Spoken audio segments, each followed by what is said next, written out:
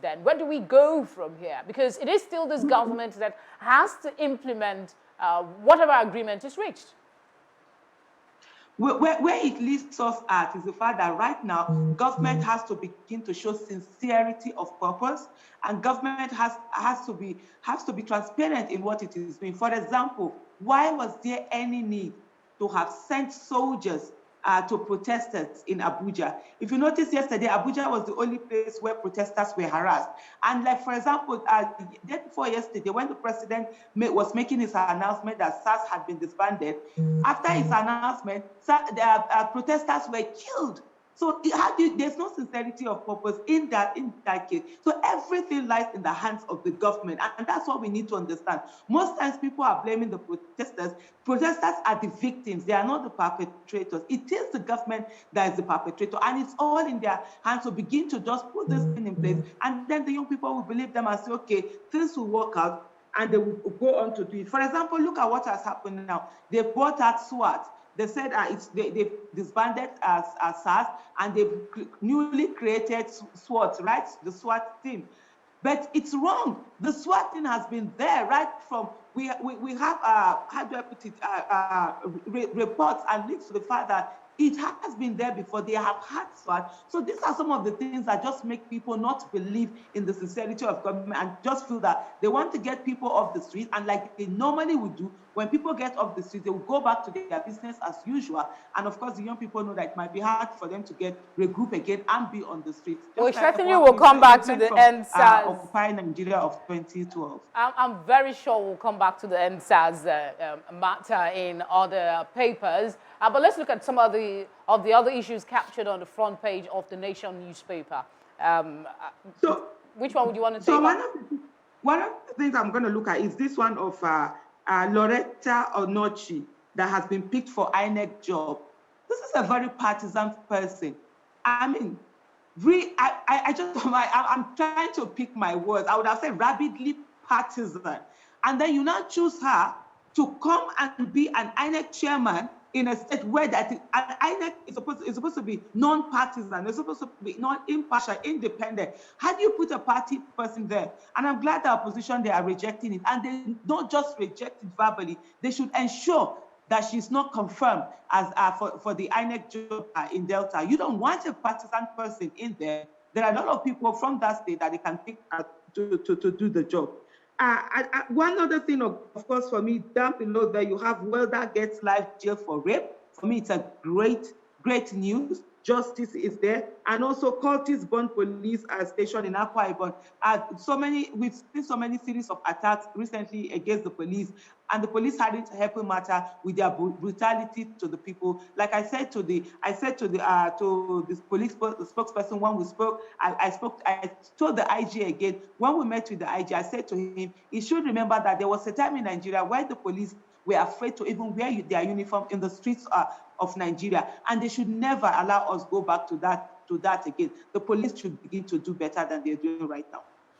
All right, let's move to stories on the Punch newspapers this morning. One of the lead stories that I can find there says soldiers confront protesters as, of course, the Nigerian Bar Association demands audit of SARS evil centers. That's the way it has been described, SARS evil centers.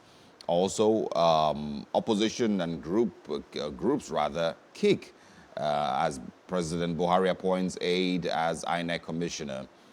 262,000 metric tons of maize import has arrived Nigeria, says poultry farmers. Senators clash as National Assembly debates 2021 budget. Also, ASU strike in Ngige foresees end team meets Senate on UTAS.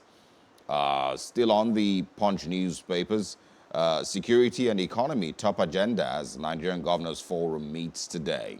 President Buhari and Obaseki mourn as literary giant J.P. Clark dies at 85.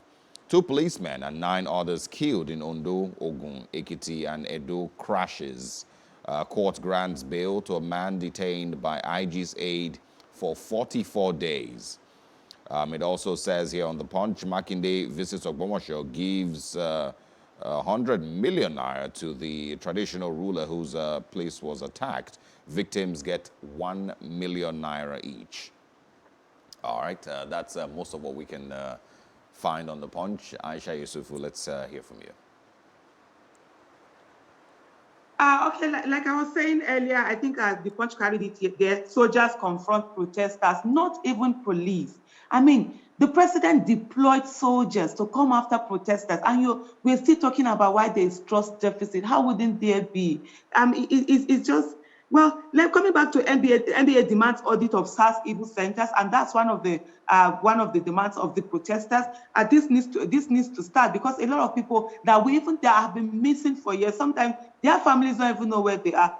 They are actually in SARS detention. Makinde visits Ogbomosho, give what's that? Okay, I think that's the king whose this thing was affected, right? If I'm not mistaken, yes. Whose palace was affected, yes. Where they were, and then victims 1 million naira each. And this is what happens. Victims are given 1 million naira each, but sometimes you give other distinct houses and lots of money. But it's a good one in the right direction. Visiting the families, letting them know that lives matter. It's very important. The government must continuously show a human face to the people. That's how it will get the trust, and people will begin to trust in the government and the things that are going on. Senators clash as National Assembly debates 2021 budget. Well, that's to be expected. ASU strike, Ngige forces end, team meets Senate on UTAS. On this issue of ASU strike, it has stayed on for such a long time. But the thing is that we are a country where things are happening, we really don't focus on things. NUT had become a body that when it strikes, nobody cares, nobody bothers. Why? Because a lot of our children aren't in government primary school or secondary schools. So what does it matter? It's only the children of the poor that are in this public primary and secondary school. It is, and I remember as a very young person, I used to say, look, what is happening to NUT today, one day it's going to happen to ASU. And I think we are coming to that place now where it really doesn't matter. Before, when ASU goes on strike, the whole nation shakes. But now, most people have their children in private universities. Most people have their children out of the country. So it's really now more or less like children of the poor and again that are in the public universities, and nothing really matters. ASU can go to strike for a very long time, and the country moves on as if nothing has happened. We must stop that. If we want a nation that works for all of us, we must get to a point where access to good quality education is not dependent on the economic status of one's family. All right, brilliant. Okay, let's take a look at which paper now. We'll try the Nigerian Tribune. The big one, expectedly, IGP sets up SWAT team to fill gaps arising from dissolution of SARS. That's it on your screen with plenty of rider. The MBA call, the Special Weapons and Tactics team for training.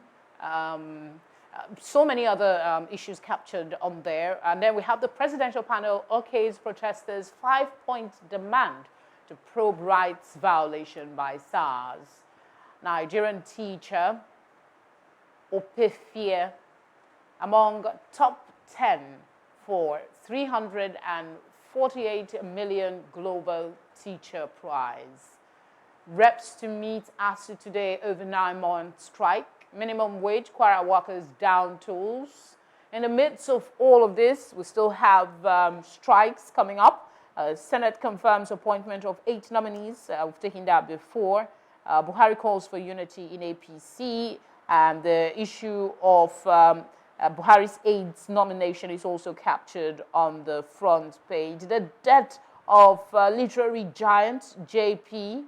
Clark is also captured. I wanted to speak on the demise of this legendary figure. Aisha.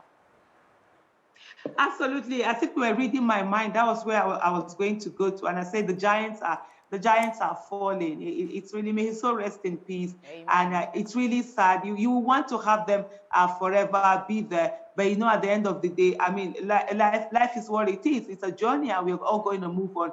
But the good thing about it is the legacy they leave behind, and that's what is most important. As you're looking at JP Clark now, it's not his bank account, it's not the houses he had, but it's the legacy that he left behind and the lives that he touched. I saw some earlier on. I saw a report where someone was saying that the first book she read was his book, and those are beautiful memories that you live by. And as we live our lives, we should always think about the Father. When we are gone, what are the things we will be remembered for? How positively have we changed other people's lives? That's more important than how much bank account, how fat our bank accounts were, or how many houses we left behind.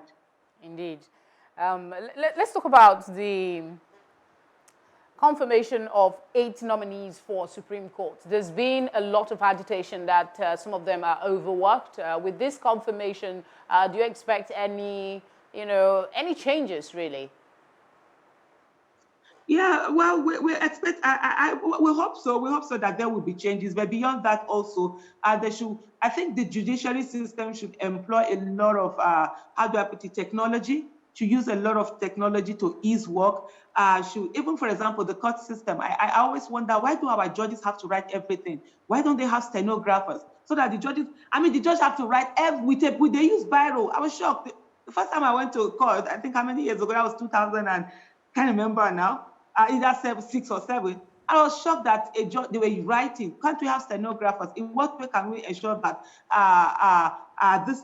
life is made easier for them and we're able to handle a lot of cases more easily? And there's some frivolous cases, honestly, should really be discouraged, and people should really be fined when they just waste the time of the court unnecessarily. For example, there were protesters that were arrested October 1st. They were taken to court on some very frivolous cases. I was even expecting the judge to actually fine the police for wasting court time. But hopefully we get more, because there are a lot of cases that are hanging over there, some over 10 years, some 20 years.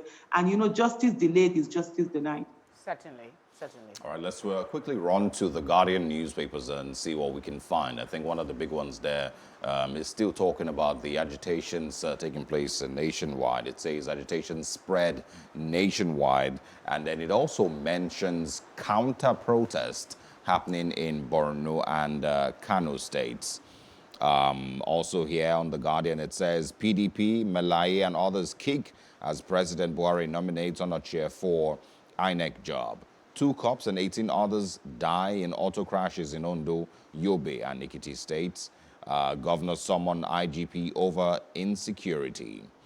A few others, I think, a follow-up to the agitation spread nationwide story. A counter-protest in Borno and Kano. Makinde's deputy and Oyo lawmaker, victims of brutality and others, join the march. OPC demands compensation of slain members since Abacha's regime. And Inspector General summons defunct SARS personnel to Abuja. Don't use live bullets. NBA warns the police. That's all we have on the Guardian. I'm actually interested in your thoughts on the counter-protests in Borno and Kano. They are saying they've had a relatively different experience from all those who are agitating. They also say that these officers are important to the fight against insurgents in that area. What do you make? That's a percentage, actually, no matter how small. Well, there's always been an issue of counter-protests in Nigeria. I remember during the time of the Bring Back Our Girls movement, when we had this protesters who said, instead of we should be doing, release our girls, we should be instead of making demands to the federal government, we should be making demands to the terrorists themselves and telling them to release our girls. So since then, over the time, we've always had debate. The thing is that everybody's agitation is legitimate, and everybody has a right to agitate on what they want to agitate for. And I would just, if they want SARS to remain, fine and good. Let SARS be taken to Borno and let SARS be taken to Kano. At least we have terrorists there, and we would love, instead of SARS killing citizens, if they go there and go after the terrorists and kill them, and Nigerians wouldn't say they haven't done a good job. All right. There are other issues on the Guardian newspaper as well. I don't know if you want to take on the one of governors summoning the IGP. There are calls in some quarters that he should resign. Someone else should take his place. Is that a pertinent call at this time, actually? And what do you expect the governors will be, you know, discussing with him, especially at this time of protests? Well, the governor's discussing with him, it's a good one, but I don't know the issue of summoning him. I don't know whether they have the right to summon him, but of course they can have a meeting with him and discuss with him. I personally think by now the IGP should resign or should have been sacked by the president. He seems to have lost control of his men. They seem to be doing their own thing.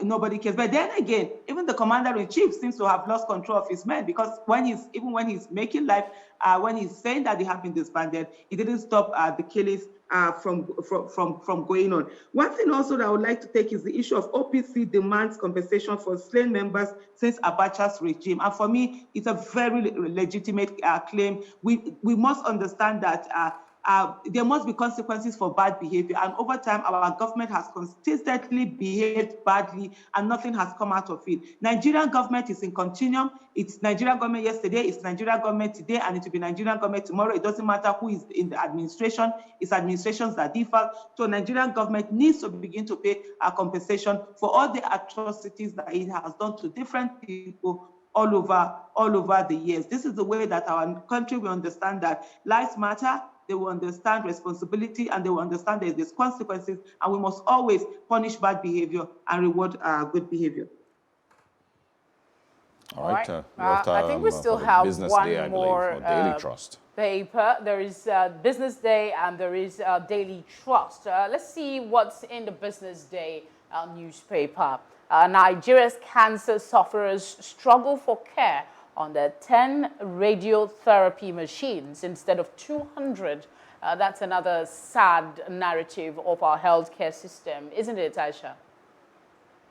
Absolutely, it is. And for me, you know, I find it's so annoying the way we allow things to happen in this country. And then when people that we say that, oh, it's God's time, God says it's their time. And I always ask, why is it that people that have access to good quality healthcare, it's not always at their time the way it is? And we saw what happened during COVID-19 when there was lockdown, when the who is who in this country couldn't go abroad for medical treatment. Then the rich also started dying. So we have a nation where you find out, for example, the ASO, is it ASO, what do they call this hospital in the ASO Villa? Billions of naira is budgeted for it, more than even hospitals across, federal hospitals across Nigeria. Yet you find that there is nothing there. Our healthcare system is in bad shape. Our money is being looted all the time. We're not focusing on making the maths on all of this. And for me personally, I got to a place where I just got sick and tired of when you see people come out, you know, on social media or whatever, asking for help and saying that, oh, this person has cancer, this person has this. And I'm like, why are we so selfish? Why are we not coming out to make collective demands and insist that these things be fixed? Yes, you can come to social media. Yes, I can come to social media and ask for help. What about those people in villages who don't have social media and who have the same healthcare issues? When are we going to all come together collectively and make demands? And I just hope that this NSAS project, Nigerians learn from it, that as citizens, our job is to make demands. There are two sides of governance, demand and supply side. The people we vote for with supply, we that voted for them with demand. See the NSAS protesters now, the government is listening to them. There are so many issues where we all need to put our attention and ensure that the right thing is done. 10 radiotherapy machines instead of 200. That's criminal. In a country that has so much money, where there's so much looting and where there's so much wasting, we are paying our lawmakers how much humongous amount of money when we should really be putting money where we actually need it. All right, Aisha Yusufu, thank you very much for joining us on Off the Press. Always a pleasure to hear your thoughts on issues across the country. Thank you so much for having me. Stay safe. Absolutely. See you again. But I think that is really, of the whole headline, yes, we have a lot of issues, but when it comes to healthcare, she has a point when she says some people can go to social media to say, help me, I have cancer. What about those who don't? My mother is in a village. She doesn't have a smartphone. She says she doesn't need it.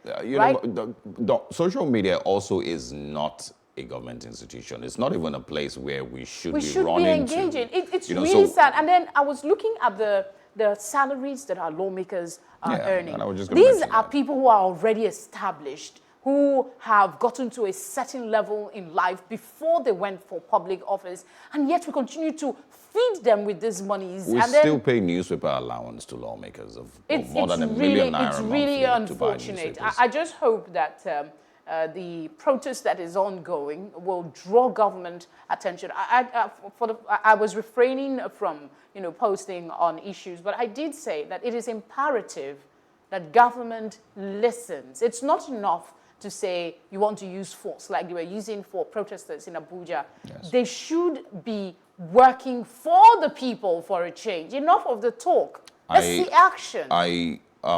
What I think on and where I feel like, or what the things I feel we should get out of this occurrences in the last couple of days is a reminder to young Nigerians that you can actually make demands. You can actually request for what you want. And I feel like this is going to get to a point where every local government chairman should be worried.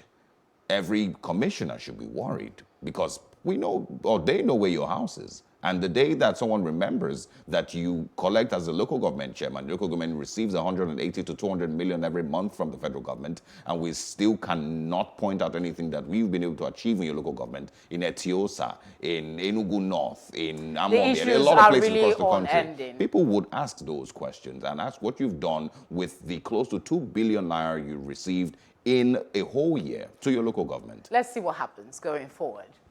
All right? Stay We're with back us. after this.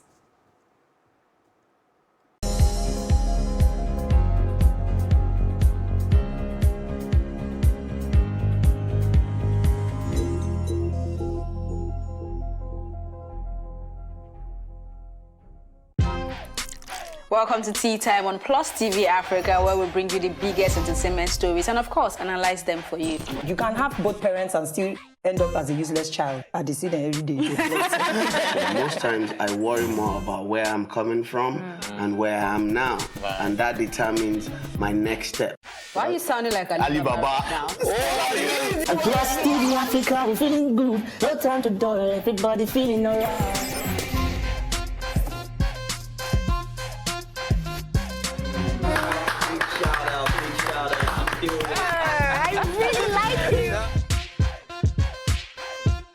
I can still make music and people are still buying. Sometimes I look myself minimal IU. Akpala music is for mature-minded people. I got DMs sometimes from Malawi, like, Sleeping early.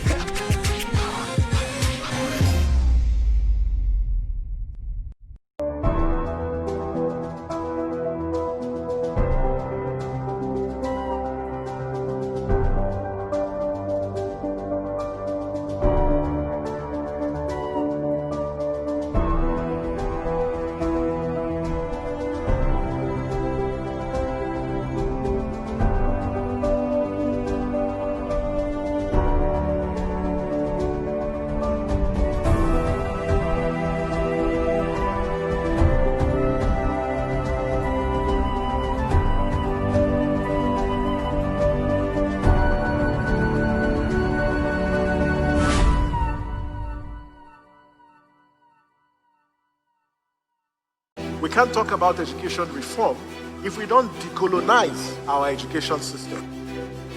What we do not understand, we will stigmatize because it's just cultural. And I think it's just human nature. They stop paying us salary. I don't like remembering it. I am angry at Nigeria. I'm angry at this government which seems to be letting us down. I'm angry at us as a people. In the process of struggling to free myself from his hand, he tore my pants and he raped me. yes, I commit offense truly. Young girl, do you know where you are going? I say, I'm going to America. I say, oh, now so that they talk, you are going to Libya. Which America? Accident do mark our place. Some people they die now. This is Plus TV Africa. Big stories live here.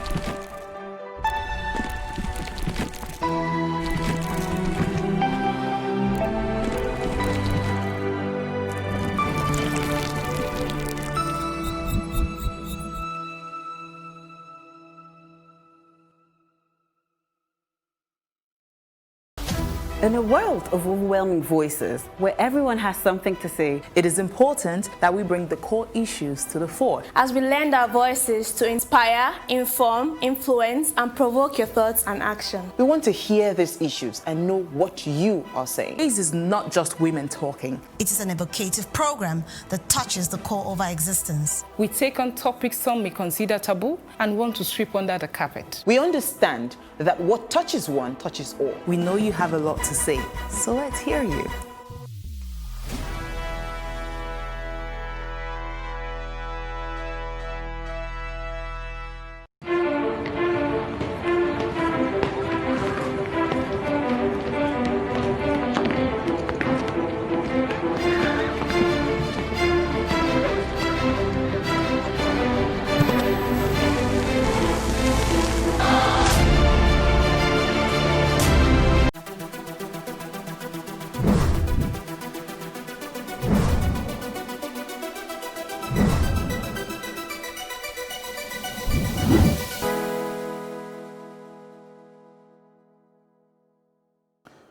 And that's a wrap on The Breakfast. As always, your comments and observations are welcome via all our communication channels showing on your screen.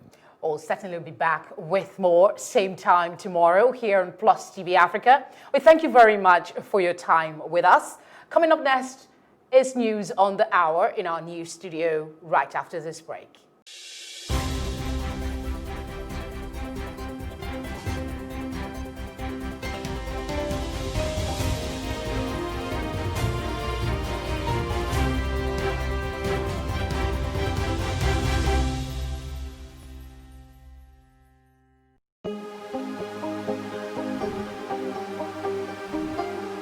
It for upcoming artists to blow in Nigeria.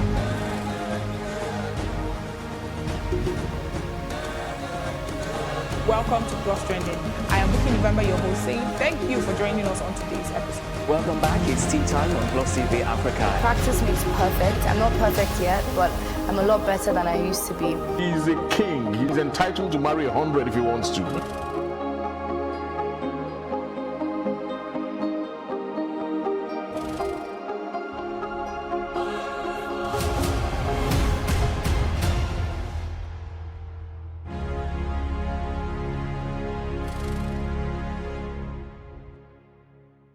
We can't talk about education reform if we don't decolonize our education system.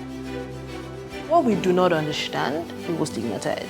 Because it's just cultural. And I think it's just human nature. They stop paying us salary. I don't like remembering it. I am angry at Nigeria. I'm angry at this government which seems to be letting us down. I'm angry at us as a people. In the process of struggling to free myself from his hand, he tore my pants and he raped me. Yes, I commit offense truly. Young girl, do you know where you are going? I say, I'm going to America. I say, now so that they talk, you are going to Libya. Which America? As it then do mark our place, some people they die now. This is Plus TV Africa. Big stories live here.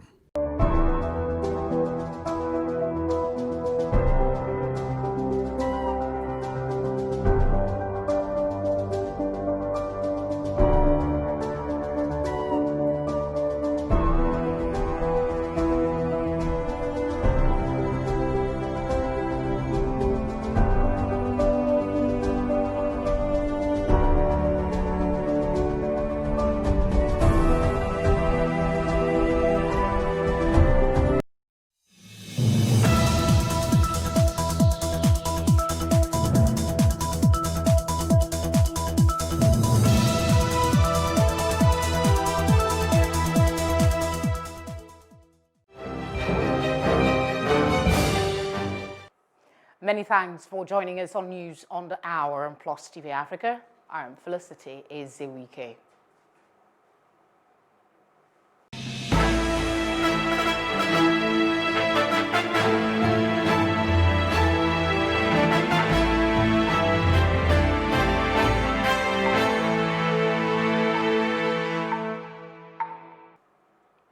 The Nigeria Center for Disease Control, NCDC, has confirmed the about 225 new cases in 10 states of the Federation, including the Federal Capital Territory. The NCDC says the new figure represents Nigeria's highest record of daily infections in the past 5 weeks. A breakdown of those infected reveals Lagos recorded 165 positive cases, the FCT with 17 cases, and Rivers with 13. The nation recorded a significant drop in cases of recoveries as 63 patients were discharged. Nigeria's total number of cases of recovered patients now exceeds 52,000. The NCDC also announced that one person has died of COVID-19 complications, increasing the nation's death toll to 1,116. The Academic Staff Union of Polytechnics, ASUP, says polytechnics nationwide cannot meet expected COVID-19 safety protocols needed for their resumption. ASUP President Anderson Ezibe, while meeting with representatives of the federal government in a bid to avert a nationwide strike by lecturers in polytechnics, demanded that a needs assessment be implemented in polytechnics nationwide. The DTF and the NCDC has provided guidelines for this resumption. They have brought out a list of items that should be in place, a list of structures that should be in place for safe resumption. But the truth of the matter is that these institutions have not been able to put this in place. The president, of course, of the country signed the new minimum wage act, into law, the bill into law, effective April 2019. But it may interest you to know that in polytechnics in Nigeria, the federal polytechnics, they are owed 10 months arrears. We're going to take these 10 items that you have listed here, and we're going to carefully ask the ministry to reply you, and we will agree that that is the proper response. We are on the verge of having our visitation panels to your schools, which will then inform us a bit more as to the actions that need to be taken.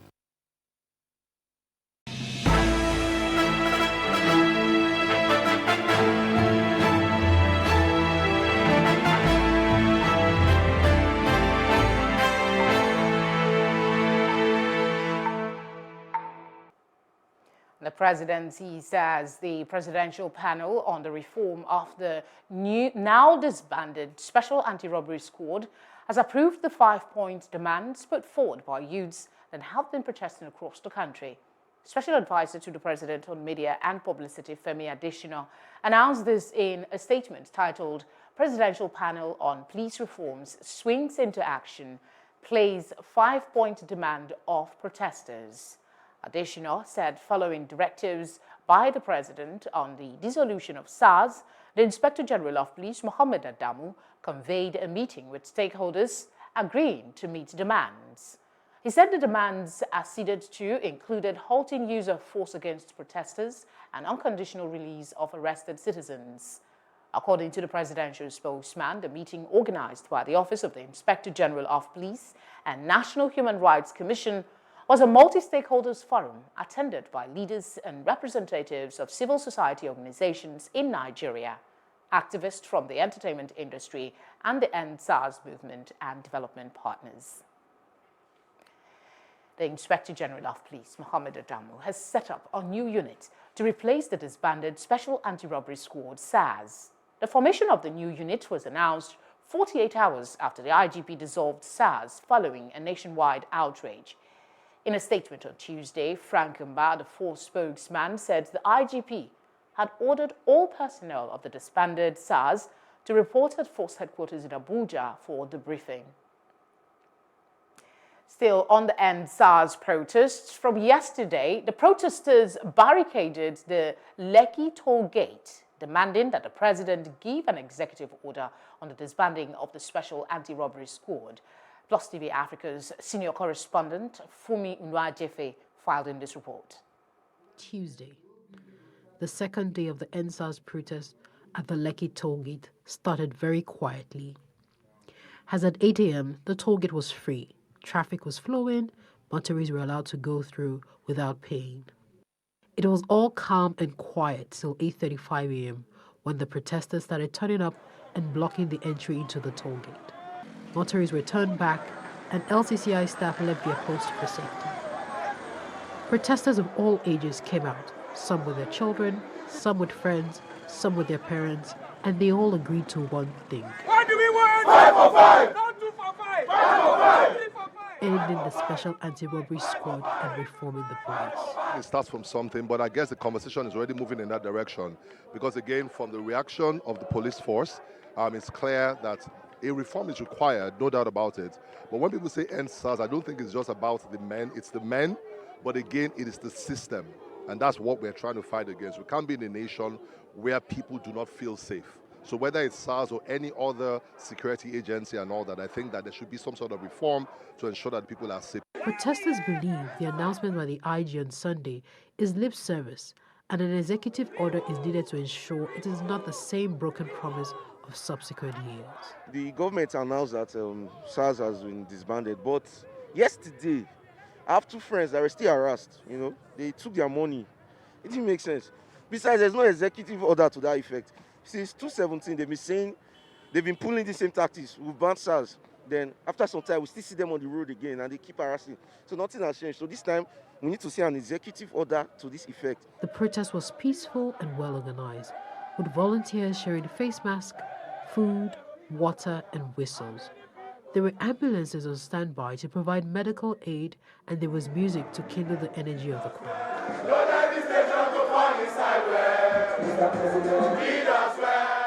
The police had tried to come in to quell the protest, but they retreated. There are accusations that some of the entertainers are fraudsters, and they are the ones encouraging the protest.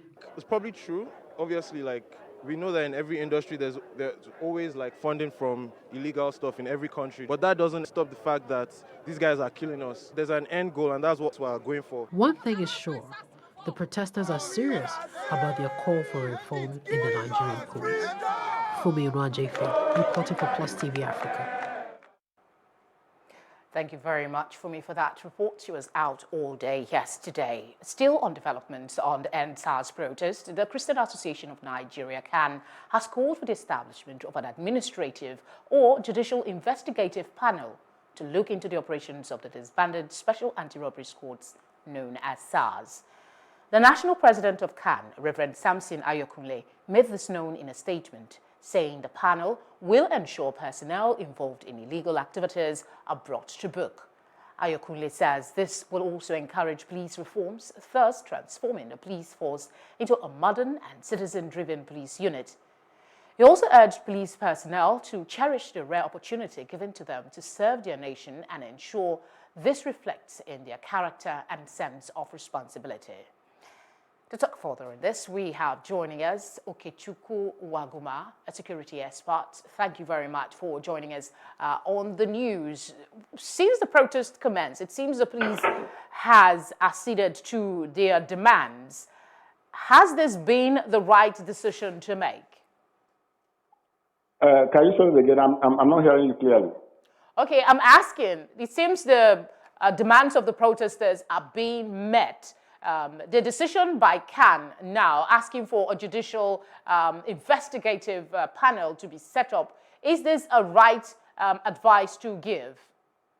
Absolutely, absolutely. Now, people have asked the question, why are people still protesting after the police or government have acceded to their demands to disband SARS? But I think that there's public cynicism and distrust of government. Government has been insincere to Nigerians over the years. It has made Nigerians are used to these pronouncements and promises. We have had promises. We have had pronouncements. Of course, in the first place, this is not the first time that SARS is being banned. We have had pronouncements like no checkpoints. We have had pronouncements like police should stop following VIPs around, but at the end of the day, nothing changes. So Nigerians this time do not want to take them for their words. They want to see concrete moves to convince them that government is truly committed to dealing with the monster of police brutality.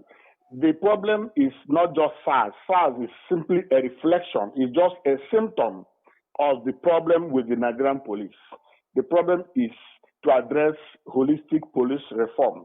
And Nigerians want to see concrete actions, concrete measures that will ensure. For instance, their words and their actions are not aligning because people are still being shot and brutalized on the streets. The point is to get them to begin actual reform, not to make more pronouncements and promises as usual. We want to see concrete actions, not rhetoric.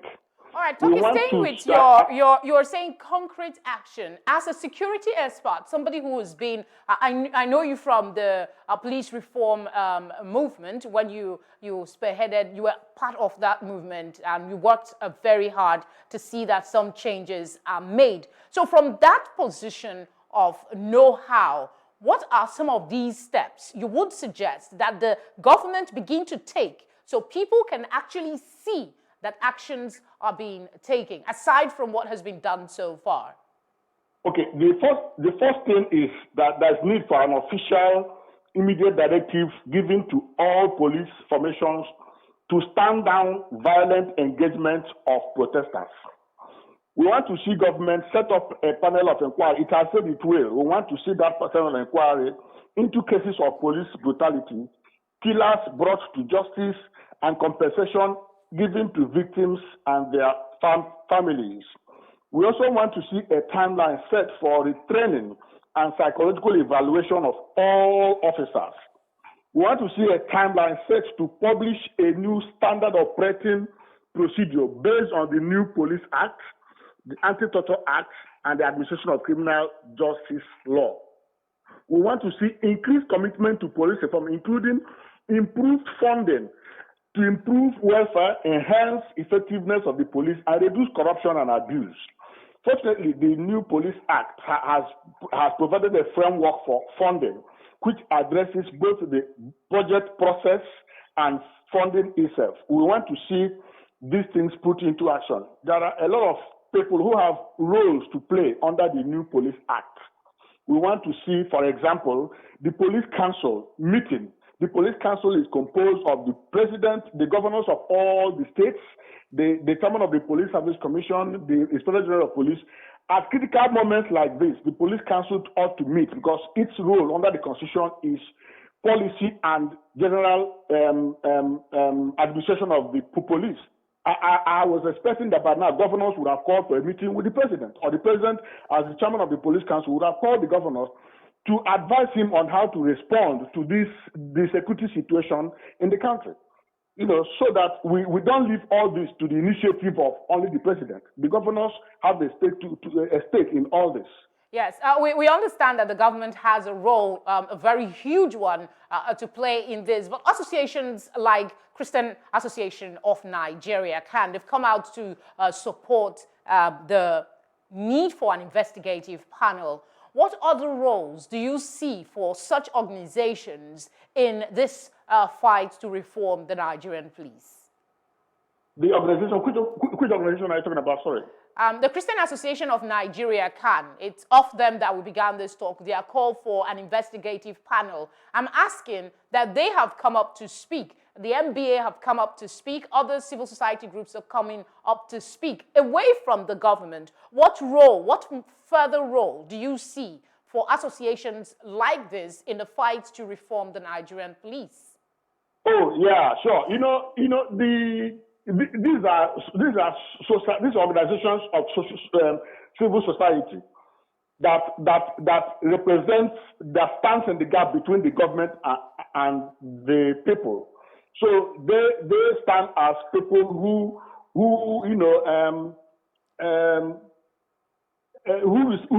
try to communicate to the government the real feelings of the people that they represent. These organizations that represent various constituencies in the society. So they communicate the feelings of their constituencies to the government and bring back information to the people. So they need to engage constantly with the government to let them know the feelings of the people they represent and the real demands they are making, not just decisions that they take up there and announce to us. They need to know what the people are asking for. Which is why in spite of all the pronouncements and promises, you still see groups still making demands because those promises have not really addressed the real grievances. All right. Thank you very much, Mr. Okechukwu Uwaguma, security expert. Always a pleasure to talk with you. Thank you. My pleasure. Moving on to other parts of Africa.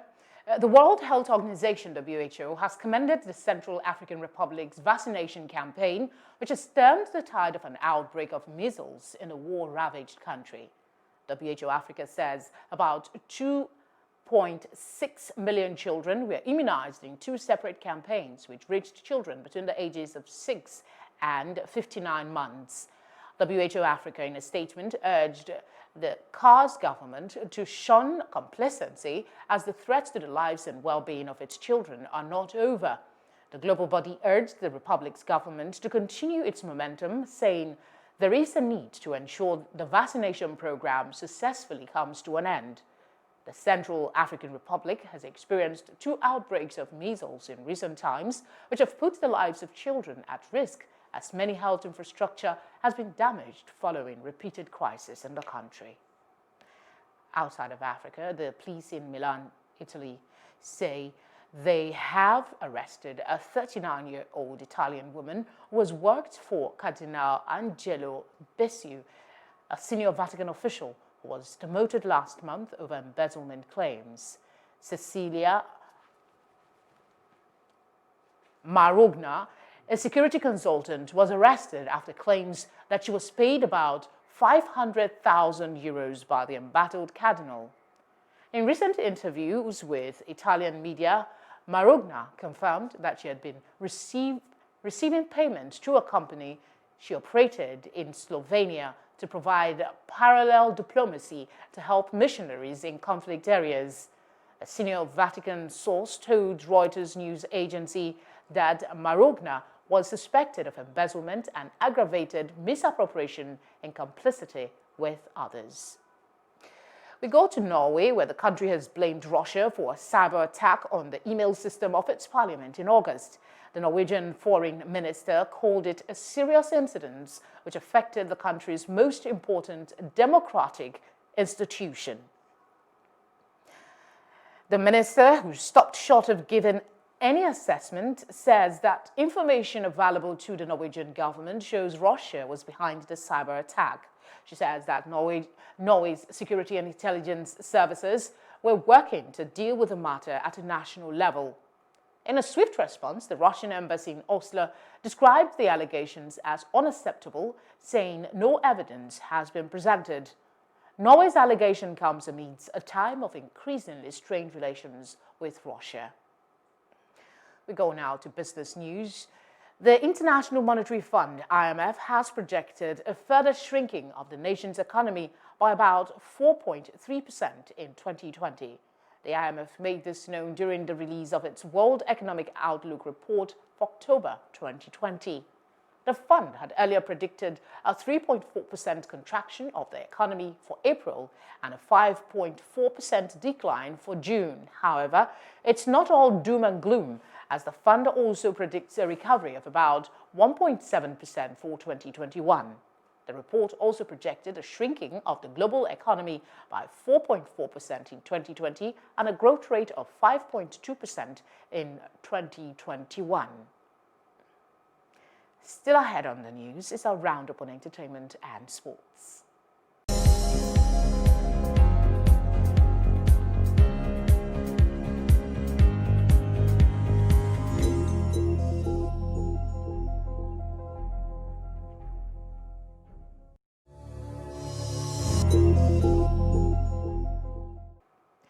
Historian Dr. David Starkey has revealed he's been investigated by the police over comments he made during an interview on slavery. Dr. Starkey, who made the remarks on YouTube to conservative commentator Darren Grimes, had apologized for saying that slavery was not genocide because many of the victims survived. The Metropolitan Police said it is investigating a public order offense relating to a social media video by the historian. Move on now to the world of sports. Neymar moved second behind Pelé in Brazil's all-time leading scorer list after scoring a hat-trick in their 2022 World Cup qualifying win against Peru. The Paris Saint-Germain forward scored his 64th international goal when he tapped in late on to complete a 4-2 win. The 28-year-old has scored his goals in 104 international appearances, while Pelé played 92 times for his country. Brazil and Argentina lead the group after winning both of their opening matches, while Paraguay, who beat Venezuela 1-0 on Tuesday, are third. The top four from the 10-team group qualified directly for Qatar, with the fifth-placed side going into an international confederation playoff. And that's our news roundup of events at this hour. For more news updates, please follow us at Plus TV Africa on Facebook, Twitter, and Instagram. You can also subscribe to our YouTube channel at Plus TV Africa. We will be back later with more stories making the headlines. Do please join us again. Thank you as always for your time, and I'll see you later.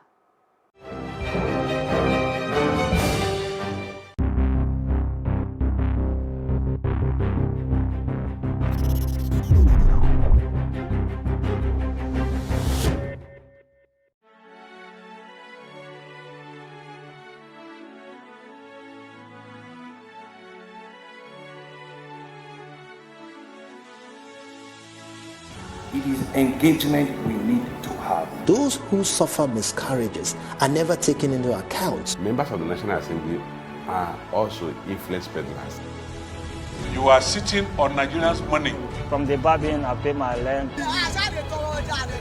From the Babin, I send my children to school. A consultative engagement. No any tangible notification before they ban us. It's one thing for people to be at your back and the heat of the moment, and another thing for them to still be with you when push comes to shove. I will do everything to take Lagos out of the national grid.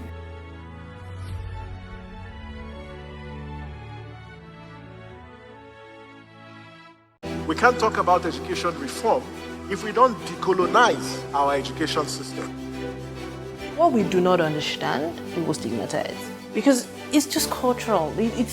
And I think it's just human nature. They stop paying us salary. I don't like remembering it.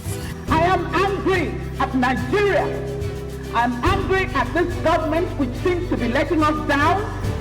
I'm angry at us as a people. In the process of struggling to free myself from his hand, he tore my pants and he raped me. Yes, I commit offense truly. Young girl, do you know where you are going? I say, I'm going to America. I say, now so that they talk, you are going to Libya. Which America? Accident do mark our place. Some people they die now. This is Plus TV Africa. Big stories live here. Welcome to Tea Time on Plus TV Africa, where we bring you the biggest entertainment stories and, of course, analyze them for you. You can have both parents and still end up as a useless child. I see them every day. Most times I worry more about where I'm coming from and where I am now, and that determines my next step. Why are you sounding like an Alibaba now? Plus TV Africa, we're feeling good. No time to dull, everybody feeling alright.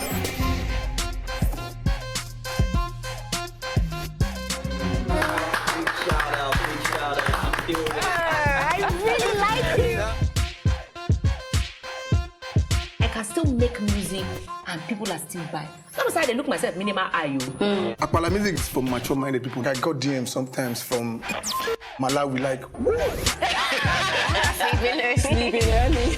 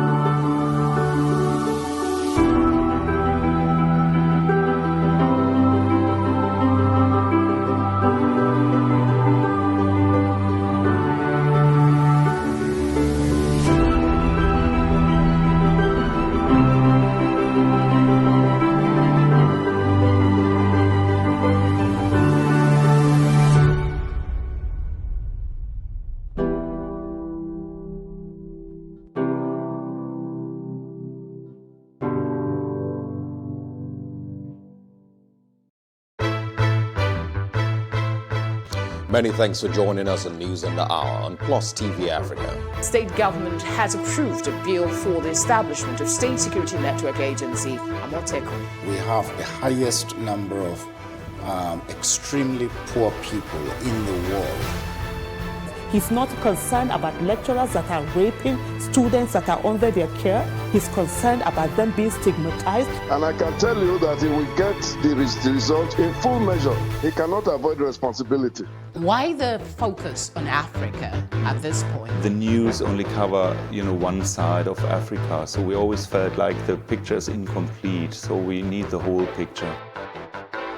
65% of these people, whom we term as the urban poor, live in settlements, otherwise known as slums. This is just the tip of the iceberg of the road situations in Lagos, from the mainland to the island. It's been a closed-door security meeting as the retreat for senior police officers hits day 3.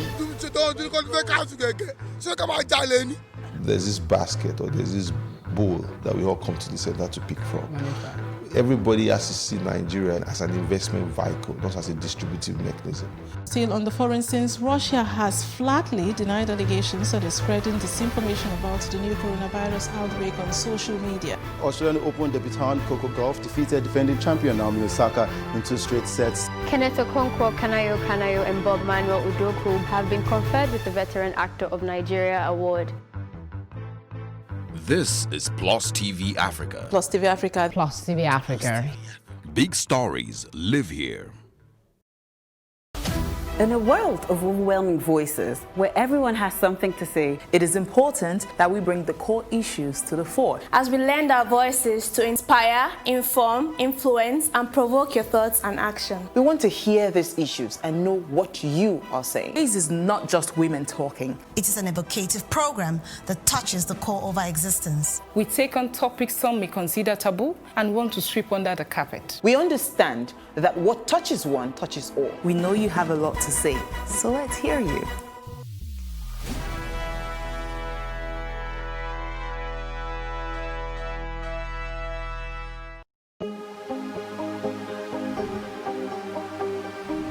Seize it for upcoming artists to blow in Nigeria.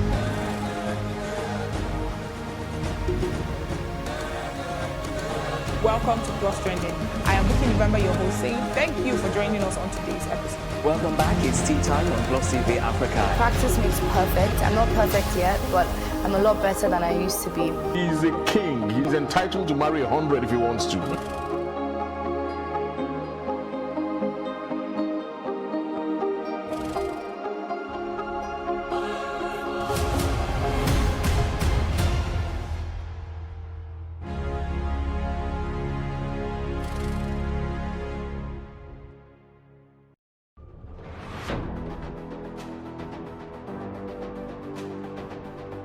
A lot of the jobs that exist today will not exist in the next 10 years. 10 years. When I see people today shouting, we're not too young to run, we are ready to run. Ready to run to where? The people of excellence are, to a certain extent, being held ransom by idiots and bandits. Once you are in government, you believe everything you do is right. And once you are in opposition, everything the government does is wrong.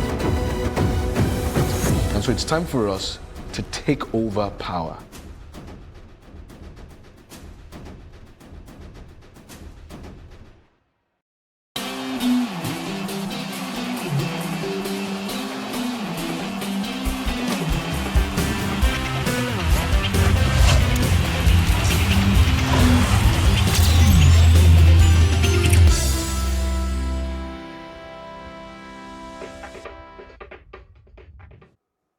Welcome to Plus Sports on Plus TV Africa, where we bring you the best of analysis on the trending stories in the world of sports. I am Akwa Adebari, and I will be riding solo in the studio today, but it promises to be a great show as always. And today we start off with the world of basketball. Now talking about, I won't say Nigeria's very own yet, but then I will be talking about Bam Adebayo.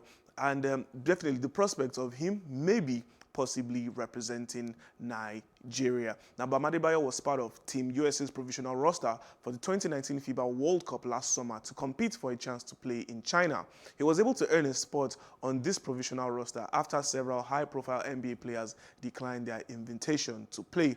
During final roster decisions, he was cut from the roster and wouldn't be part of the team. Now, just a year later, it seems that Nigeria may be using that to their advantage to persuade Adebayo to play for their international team. Adebayo's father is Nigerian, which is one key reason for this even being a possibility.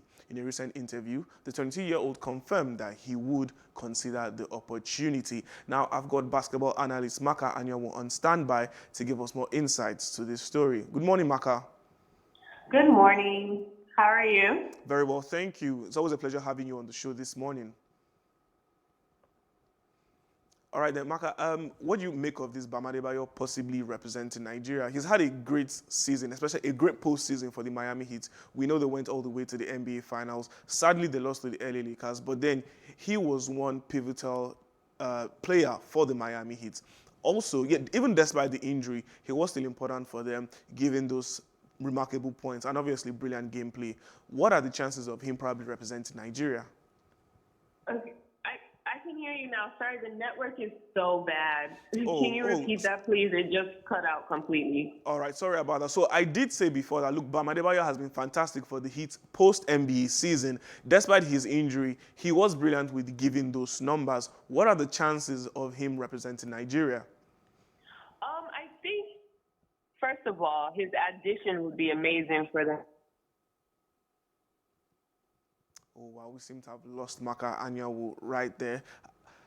Hopefully we'll get her back later in the show. Moving on to the next basketball story, talking about, still on Bam Adebayo, but another Greek god in Antetokounmpo, talking about Giannis. Now, while Adebayo will be restricted free agent, meaning Miami can match any offer he signs, they both could be in new places. However, it is believed that Miami is a likely spot for the two, seeing as Adebayo is already there and shares the same agents. Adebayo had a brilliant breakout season this year, and he was selected in his first All-Star team. On the other hand, Antetokounmpo is coming off back-to-back league MVPs and is one of the best players in the NBA. It is possible that he will move on from the Milwaukee Bucks if they struggle in the postseason again next year. This year, Miami knocked the Bucks out in the second round of the playoffs. Now, adding the two-time MVP to a team that just made the NBA Finals would certainly make Miami a force to be reckoned with. Maka, do we have you now? Can you hear us properly? We seem not to have Maka on, sadly. Hopefully she gets to join us later on the show. But we'll be moving swiftly over to the world of football. Now, talking about international friendly matches which were played last night. The match between Japan and Ivory Coast ended 1-0 in favor of Japan. Morocco and DR Congo shared the spoils in a 1-1 draw. Mexico and Algeria played an exciting 2-2 draw. And the biggest game of last night between the Super Eagles of Nigeria and the Carthage Eagles of Tunisia ended in a 1-1 draw. Now, the game between the Super Eagles was something to look forward to. And now I've got two brilliant football analysts on standby to give more insights to this story. But just before that, despite taking the early lead in the first half through a Kelechi Iheanacho strike in the 21st minute, Genetoro's men considered a brilliant team goal, and which was converted by Mohamed Rega of Tunisia. Let's take a look at the highlights from the game.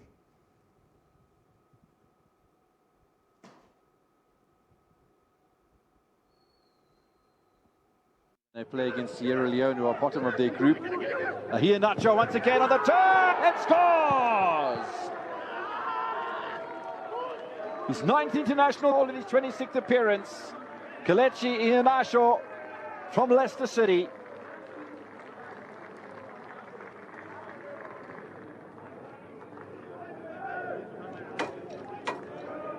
What he did well there was to hold his opponent away, got the ball on his chest, held the centre-back away from him, and then turns and shoots with the left foot past Farouk Mustafa. Fabulous way to score a goal. Just look how much he gets away from Dylan Bron and finishes with a crisp left-footed shot. Kelechi Iheanacho. There's Nigeria in front. Last little close range passing from the Tunisian Carthage Eagles at the moment. 2 minutes to go before we get to first half stoppage time, and Tunisia pushing forward, looking for an equaliser. Good ball to Rafia. It's still Rafia. Drager! He's threatened all night, and he buries the equaliser for the Tunisians. Right-sided fullback, or left-foot-sided fullback in the right place at the right time. Belts it in past Matuka Okoye. And in the nick of time, Tunisia are level at 1-1.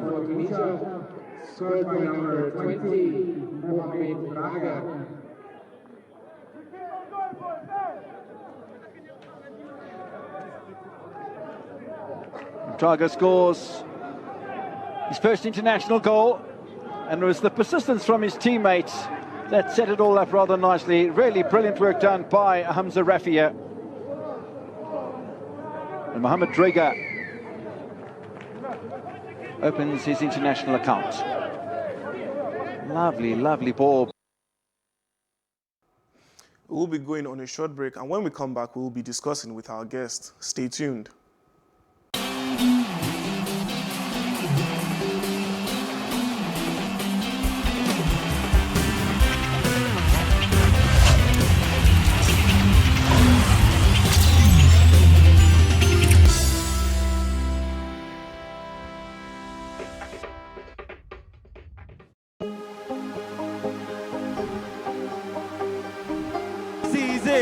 For upcoming artists to blow in Nigeria.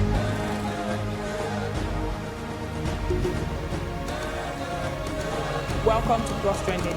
I am Bookie November, your host, saying thank you for joining us on today's episode. Welcome back. It's tea time on Plus TV Africa. Practice makes perfect. I'm not perfect yet, but I'm a lot better than I used to be. He's a king. He's entitled to marry 100 if he wants to.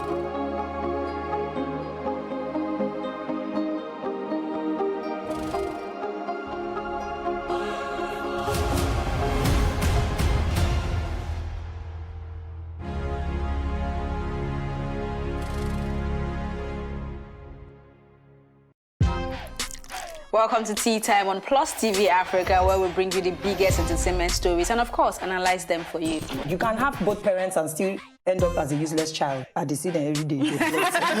Most times I worry more about where I'm coming from and where I am now, and that determines my next step. Why are you sounding like an Alibaba now? At Plus TV Africa, we're feeling good. No time to dull, everybody feeling alright.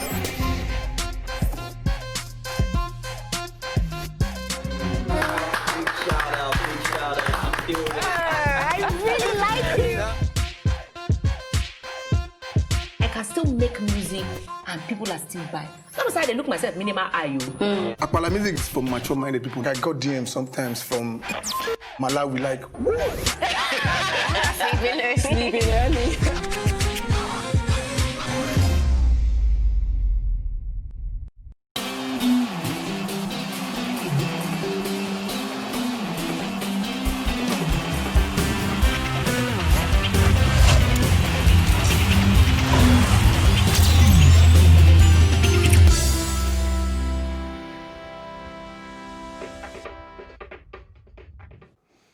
You're welcome back to Plus Sports on Plus TV Africa. Now I've got two brilliant sports analysts who would now share more insight onto the game that happened between the Super Eagles of Nigeria and Tunisia. I've got Ehiz Anthony and John Jonell. Good morning.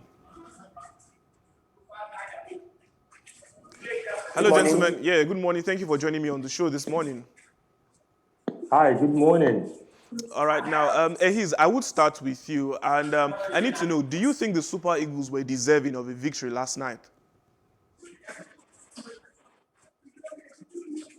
Well, looking at the history between Nigeria and Tunisia, it has always been a cagey game. Looking at the past 7 games, it has been 5 draws and 2 wins to Nigeria. But yesterday's performance was nothing to write home about, my own personal opinion, though, because the question you tend to ask yourself is where or what is the direction Genetro is taking Nigeria, or where is it taking us to? Looking at the performance yesterday, I hope the experiment that they were trying to carry out yesterday shouldn't be carried out on or in a stiffer competition, why would you be playing a Semi Ajayi in the central midfield? You had a Raymond Aziz on standby. You had the midfielders that got injured, and you replaced them with defenders. Why didn't you bring in a central defender, a central midfielder that could do better than what Semi Ajayi did yesterday? And big ups to Iwobi yesterday. Iwobi performed very well. He showed he was in good condition. The NHL should have put in that penalty kick to at least give us a comfortable lead, a 2-0 lead in that match. But all in all, it was better than the performance against Algeria. All right, John, despite everything he's just said right now, I need to know, what are the positives to take out of that game last night?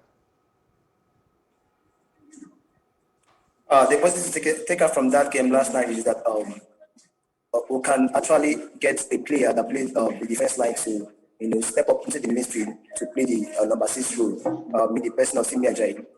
Ajayi wasn't that bad, playing in that 4 position was not too bad since he was a defender. But that's not actually what I was looking at in that Nigerian team yesterday. The style of play, the cohesion, was lacking. We couldn't see good passes, together from the team. You could see the way the Tunisians moved the game, how they beat from the back, and we played to the closest man. But then since that we had no game plan, just shoot the ball, chase the ball, and then the rest of them. All right, now tactically we got it all wrong yesterday. Okay, thank you, John. Now, I need to know, judging from the performance of the last 2 games, is Gennett Rowe deserving of his role as head coach of the Nigerian national team? Because we saw so many tactical errors, but then we need to know, is he really deserving of the role, and is he the right person to take Nigeria forward? Well, before I answer that question, the issue of Gennett Rowe, it divides the opinion of Nigerian football fans. You still see some wanting to stay and some wanting to go. But the point is, the nostalgia feeling is not there anymore. Back in the days when Super Eagles would want to play, the whole city shuts down. Everybody pays attention to the Nigerian game. But yesterday, the feeling was not like that. And as for Gennett Rowe, I don't understand. I'm not in the office, in the NFF office in Abuja, in Glass House. And so, with all due respect to the decision that they've made, we need to stick by them. For Gennett Rowe being the one to take us to the next level, I doubt so. All right, John, we saw debuts from the likes of Kevin Akpogbuma, Cyril Dezas, Zaidu Sanusi, Frank Oyeka, just to name a few. Who were the standout players who made their debuts for Nigeria during this international break? I think Sanusi is one guy that comes to my mind. He played the first game against Algeria. He was top-notch. That was the only good thing I could see in that game against Algeria. The only player that I could say this guy was, up and doing was Sanusi. This friendly match, if there's nothing this friendly match has been able to produce for us, at least it has discovered Sanusi for us. At least we cannot have someone that can fight for his position at that left back position. There was something else I saw yesterday. I saw Oguma pairing with Emero when Balogun went out. That was a very nice, pairing that I've been expecting to see.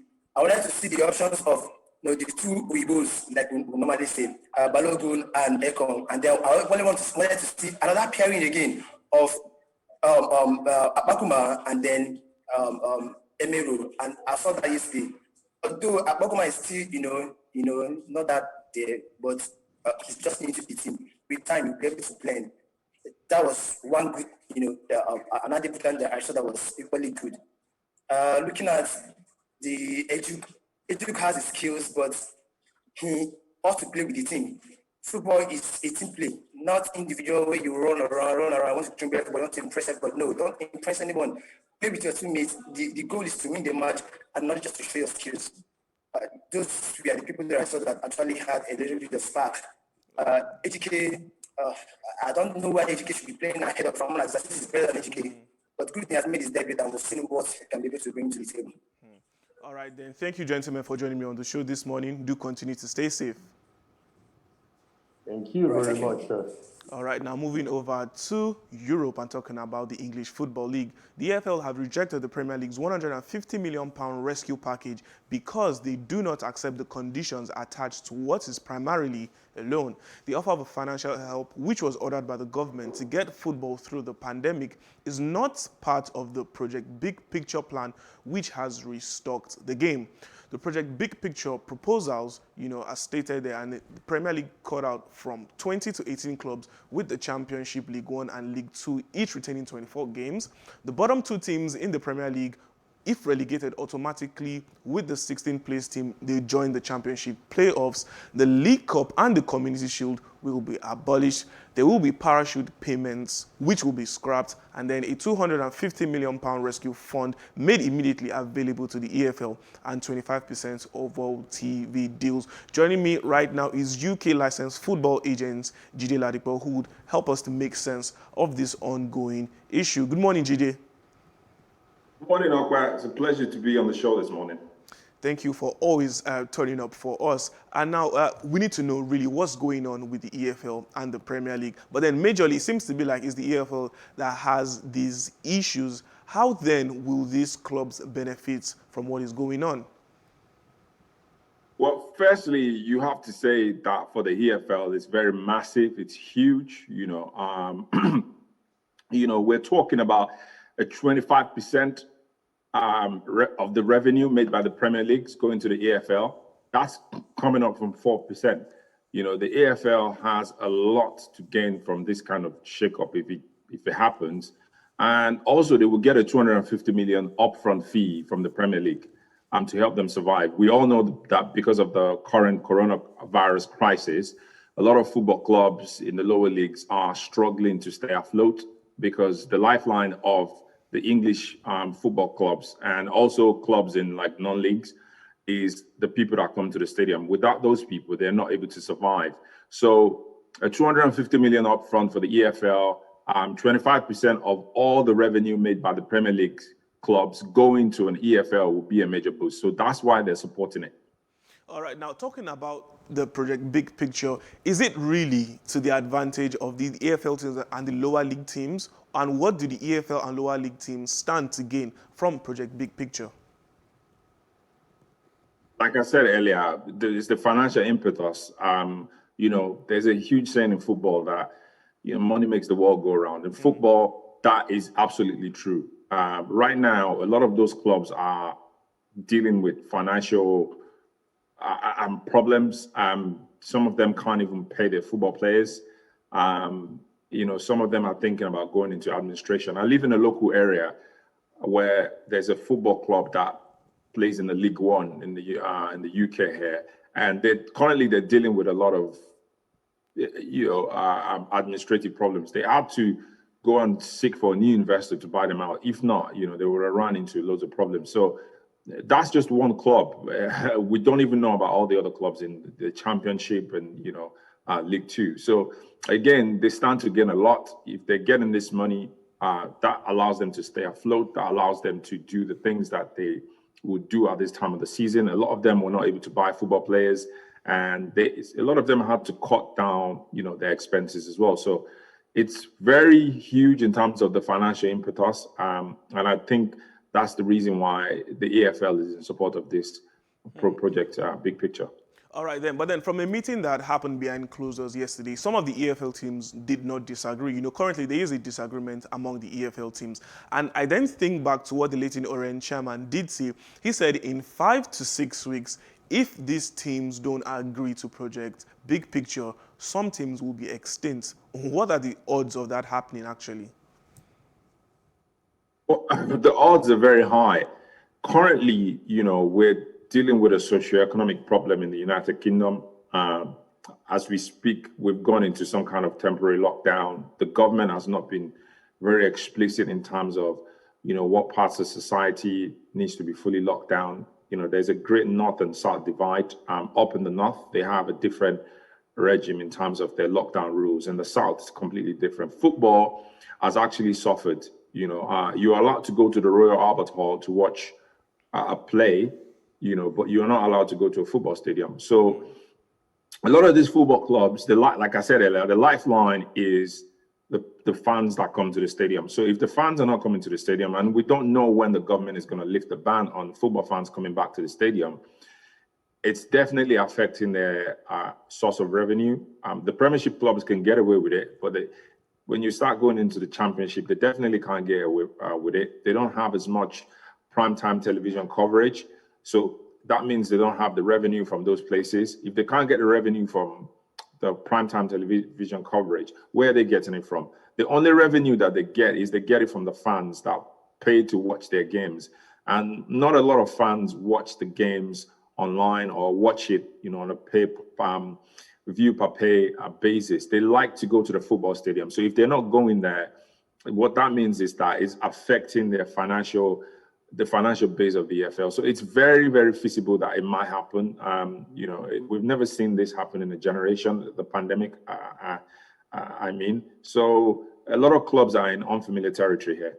All right, now hopefully these EFL teams can continue to stay afloat and we will be seeing more football from them. Now moving over to the English Premier League, new Arsenal signing Thomas Partey wants to help the club get back to where they belong and win the Premier League title. The 27-year-old Ghanaian midfielder joined the Gunners in a £45 million deal from Atletico Madrid in the transfer window. Arsenal have been champions of England 13 times, with their last title coming in the 2003-04 season. In a recent interview with the club website, Partey stated that it is a desire of his and everyone associated with the club to win trophies. Furthermore, he made it clear that the task ahead is difficult, but the players are ready and will do all it takes to get the club where it belongs. Now, Jide, what should Arsenal fans expect from the new signing?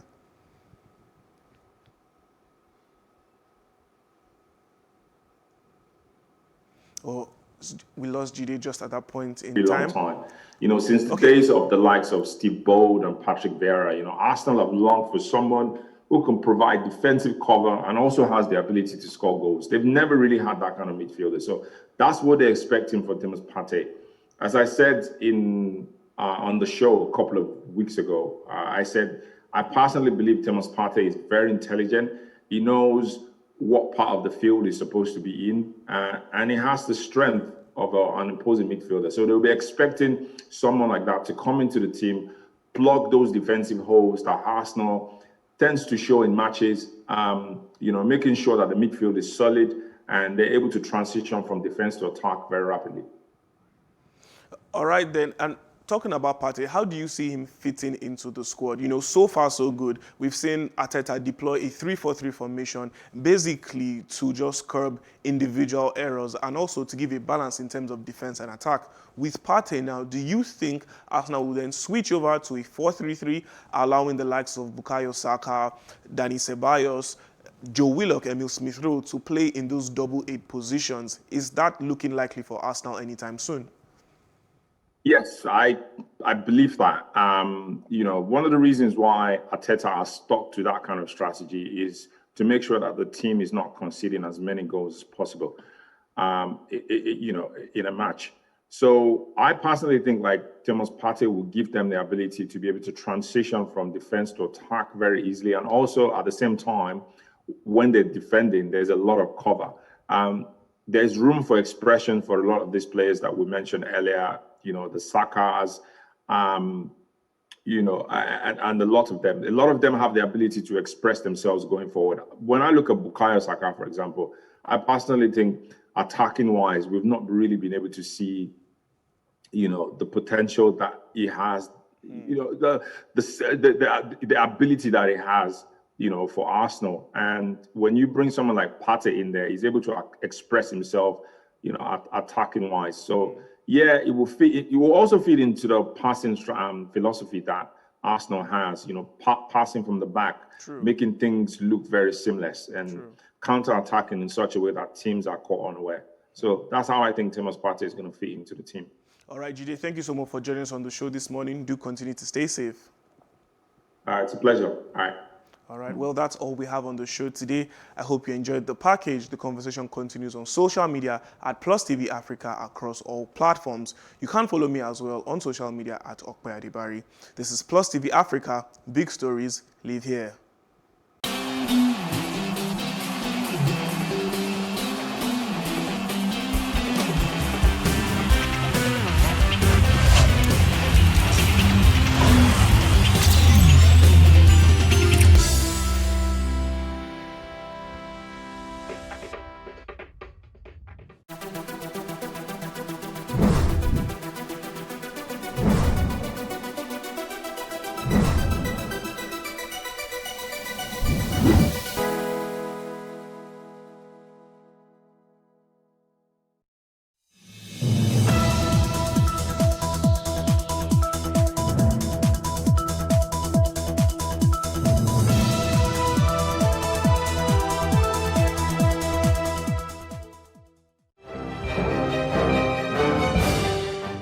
Many thanks for joining us on News on the Hour on Plus TV Africa. I'm Felicity Ezewike.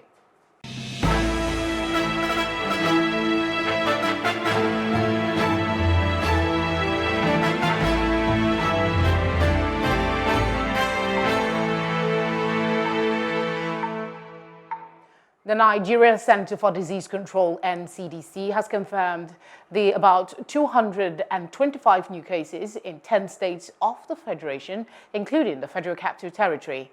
The NCDC says the new figure represents Nigeria's highest record of daily infections in the past 5 weeks. A breakdown of those infected reveals Lagos recorded 165 positive cases, the FCT with 17 cases, and Rivers with 13. The nation recorded a significant drop in cases of recoveries as 63 patients were discharged. Nigeria's total number of cases of recovered patients now exceeds 52,000.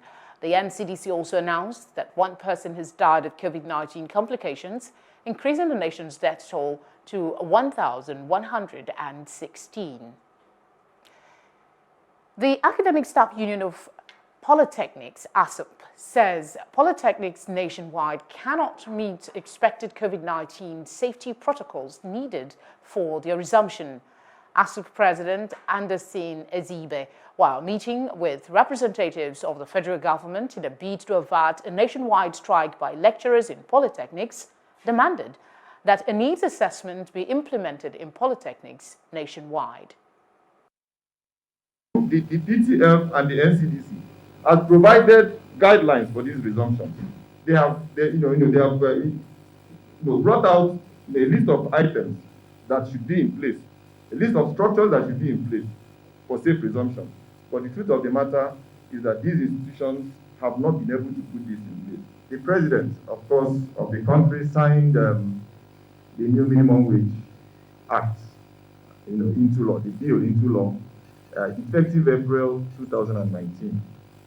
But it may interest you to know that in polytechnics in Nigeria, the federal polytechnics, they are owed 10 months arrears. We're going to take these 10 items that you have listed here, and we're going to carefully ask the ministry to reply you, and we will agree that that is the proper response.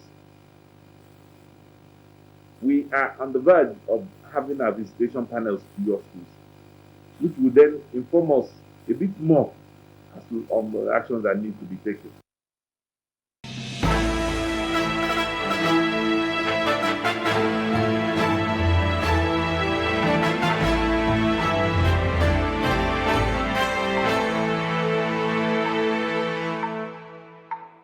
The presidency says the presidential panel on the reform of the now disbanded Special Anti-Robbery Squad has approved the 5-point demands put forward by youths that have been protesting across the country.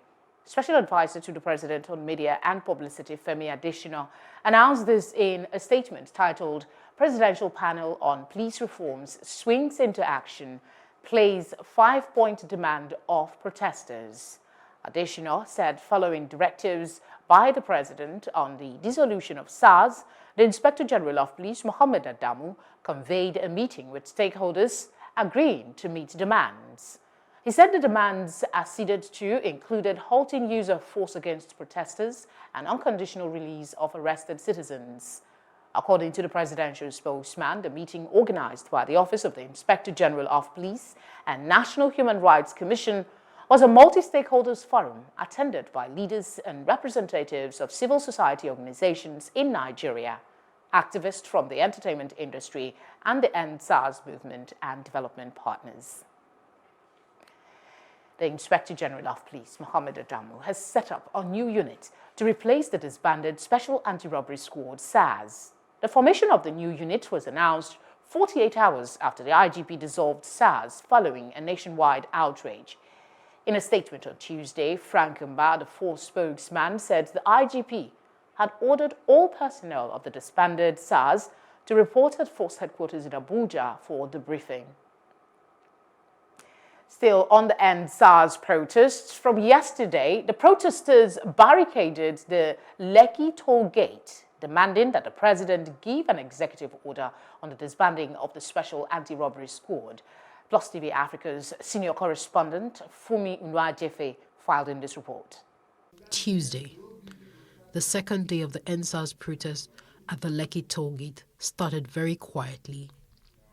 As at 8 a.m., the tollgate was free, traffic was flowing, motorists were allowed to go through without paying. It was all calm and quiet till 8:35 a.m. when the protesters started turning up and blocking the entry into the tollgate. Motorists were turned back and LCCI staff left their post for safety. Protesters of all ages came out, some with their children, some with friends, some with their parents, and they all agreed to one thing. What do we want? 5 for 5! Not 2 for 5! 5 for 5! 3 for 5! Ending the Special Anti-Robbery Squad and reforming the police. It starts from something, but I guess the conversation is already moving in that direction. Because again, from the reaction of the police force, it's clear that a reform is required, no doubt about it. But when people say end SARS, I don't think it's just about the men, it's the men, but again, it is the system. And that's what we're trying to fight against. We can't be in a nation where people do not feel safe. So whether it's SARS or any other security agency and all that, I think that there should be some sort of reform to ensure that people are safe. Protesters believe the announcement by the IG on Sunday is lip service, and an executive order is needed to ensure it is not the same broken promise of subsequent years. The government announced that SARS has been disbanded, but yesterday, I have 2 friends that were still harassed. They took their money. It didn't make sense. Besides, there's no executive order to that effect. Since 2017, they've been pulling the same tactics. We've banned SARS. Then after some time, we still see them on the road again, and they keep harassing. So nothing has changed. So this time, we need to see an executive order to this effect. The protest was peaceful and well organized, with volunteers sharing face masks, food, water, and whistles. There were ambulances on standby to provide medical aid, and there was music to kindle the energy of the crowd.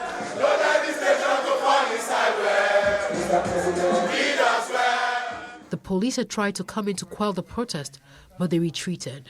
There are accusations that some of the entertainers are fraudsters, and they are the ones encouraging the protest. It's probably true. Obviously, we know that in every industry there's always funding from illegal stuff in every country. But that doesn't stop the fact that these guys are killing us. There's an end goal, and that's what we're going for. One thing is sure, the protesters are serious about their call for reform in the Nigerian police. Fumi Nwajefe, reporting for Plus TV Africa. Thank you very much, Fumi, for that report. She was out all day yesterday. Still on developments on the End SARS protest, the Christian Association of Nigeria, CAN, has called for the establishment of an administrative or judicial investigative panel to look into the operations of the disbanded Special Anti-Robbery Squads known as SARS. The national president of CAN, Reverend Samson Ayokunle, made this known in a statement, saying the panel will ensure personnel involved in illegal activities are brought to book. Ayokunle says this will also encourage police reforms, thus transforming the police force into a modern and citizen-driven police unit. He also urged police personnel to cherish the rare opportunity given to them to serve their nation and ensure this reflects in their character and sense of responsibility. To talk further on this, we have joining us Okechukwu Waguma, a security expert. Thank you very much for joining us on the news. Since the protest commenced, it seems the police has acceded to their demands. Has this been the right decision to make?